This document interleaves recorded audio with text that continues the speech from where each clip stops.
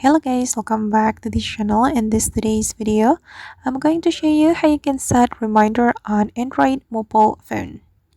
Okay, let's get into it guys. First thing first, you have to open your calendar application on your Android mobile phone and choose a date you want to set the reminder on. For example, I'm going to set reminder on this 4th of July. We can click on the date like this and then click on this plus button, and here you can add title for your reminder.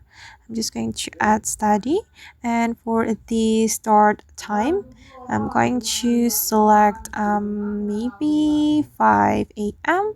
and for the end time I'm going to select 9 a.m.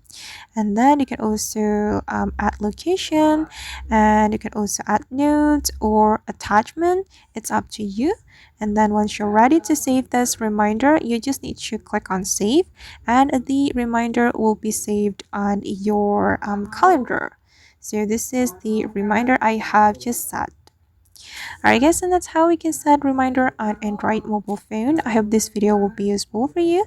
Thank you so much for watching, and if you found this tutorial useful, don't forget to like, comment, share, and also subscribe to this channel. See you in the next video.